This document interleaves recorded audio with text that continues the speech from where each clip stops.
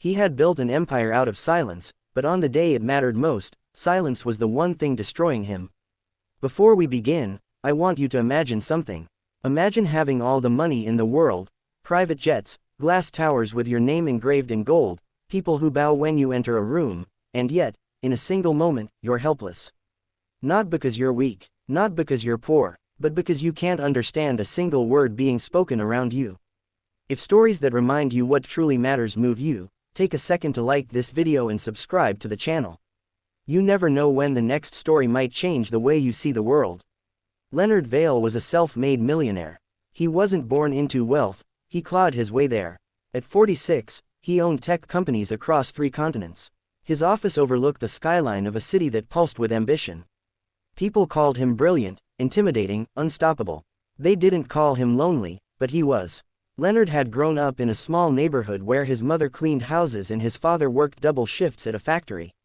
His parents spoke only one language, and Leonard had focused all his energy on mastering numbers, code, and strategy.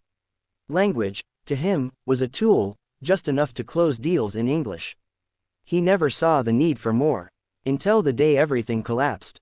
It started with a phone call from one of his international partners. A manufacturing plant overseas had encountered a crisis. There were protests outside the facility. A dispute with local workers had spiraled out of control. Rumors spread that the company was exploiting labor. Social media exploded with accusations. Investors panicked. Stocks dipped. Leonard boarded his jet within hours. When he arrived, chaos greeted him. Crowds gathered at the gates. Workers shouted. Reporters thrust microphones forward, but Leonard stood frozen because he couldn't understand a single word. The chants, the interviews, the angry voices, they were all in a language he didn't speak. He had assumed his local management team would handle translation, but in the turmoil, they were unreachable. His trusted interpreter had fallen ill. The backup translator was stuck in another city due to a transportation strike. For the first time in his career, Leonard felt small. Inside the factory, a tense meeting awaited. Representatives of the workers sat across from him. Their faces were lined with exhaustion and frustration.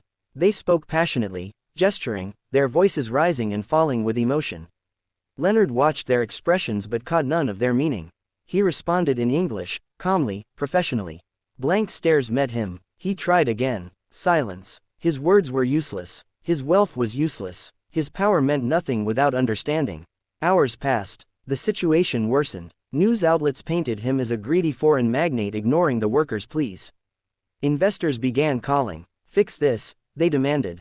But Leonard couldn't fix what he couldn't hear. Late that evening, exhausted and furious at himself, he left the factory through a side entrance. The rain had started pouring, turning the street into a blur of reflections. His driver had stepped away to retrieve the car. That's when he noticed her. A young woman struggled to balance a stack of food delivery bags, her hair plastered to her forehead from the rain.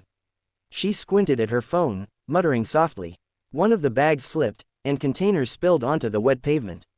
Without thinking, Leonard rushed forward to help. They knelt on the ground together, gathering scattered boxes. She looked up at him, startled. "Thank you," she said, in perfect English. Leonard blinked. "You speak English?" She nodded. "Yes, and this language," she added, switching effortlessly into the local tongue. Then she repeated the sentence in another language. And another. Leonard stared at her. "How many languages do you speak?" She shrugged shyly. 6 fluently. A few more, not perfectly. 6. In that moment, an idea sparked. "What's your name?" he asked. "Amara." "Amara," he said carefully, "would you consider helping me? Just for tonight. I'll pay you whatever you think is fair." She hesitated. "Helping you with what?" "With understanding." An hour later, Amara sat beside Leonard in a small conference room inside the factory. Her delivery uniform was still damp, but her posture was steady. The worker representatives re-entered, surprised to see her. The meeting began again. This time, as the workers spoke, Amara translated every word into English. Not just the literal meaning, but the emotion behind it. The fear, the anger, the pride, the desperation. "They're not asking for more money," she said quietly to Leonard.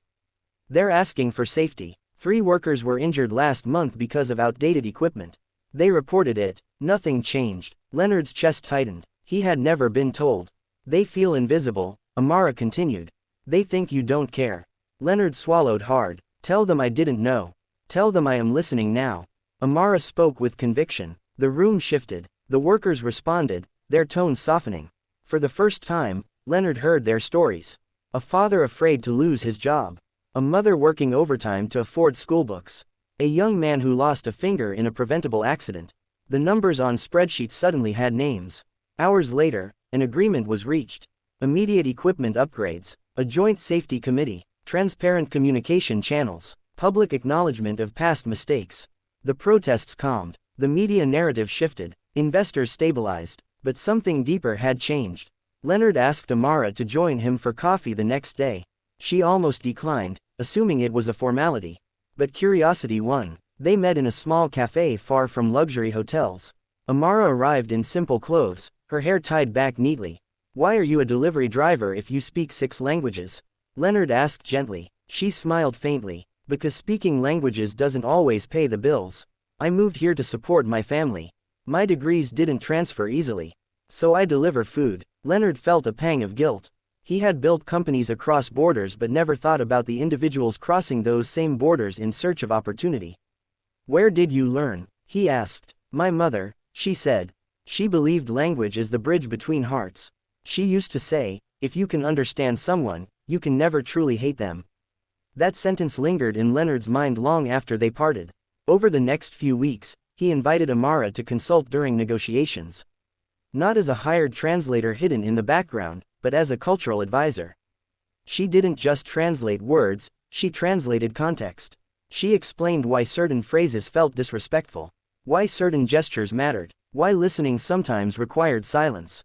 Leonard began changing company policies. He funded language training for executives. He established global exchange programs so managers would spend time living within the communities they operated in. He created scholarship funds for immigrant students with unrecognized qualifications. And he offered Amara a full-time position leading a new division focused on cross-cultural communication. She hesitated. I don't want to be your token success story, she said firmly. You won't be, Leonard replied. You'll be the reason we don't fail again. She accepted. Months later, the factory that once stood on the brink of collapse became one of the company's most successful operations. Worker satisfaction rose. Productivity increased. Media stories highlighted the transformation. But Leonard's greatest transformation was internal. He began visiting facilities without an entourage. He sat with workers during lunch breaks. Through translators, through broken attempts at new languages he was trying to learn, he listened. One evening, standing on the balcony of his high-rise office, he reflected on that rainy night. All his life, he believed power came from control, from being the smartest person in the room. But real power, he realized, came from understanding. Amara visited his office that evening. You look thoughtful, she said. I was just thinking, Leonard replied, about how close I came to losing everything because I couldn't listen. She smiled. Sometimes we lose things so we can find what matters. Years later, at a global summit, Leonard stood on stage before thousands. But instead of speaking alone, he invited Amara to join him. Together, they shared the story, not as a tale of a millionaire saving a company, but as a reminder that no success is sustainable without empathy. Language, Leonard told the audience, is not just vocabulary. It's respect. Amara added, and respect builds bridges money never can. The applause that followed wasn't just for a business turnaround. It was for a shift in perspective. If you've ever felt unheard, invisible, or underestimated, remember this: your voice has power. The world may overlook you today, but your skills, your compassion, your resilience can change someone's life tomorrow. And if this story reminded you that understanding is stronger than wealth, take a moment to like this video and subscribe to the channel. Because sometimes, the most powerful stories begin with someone who was simply willing to listen.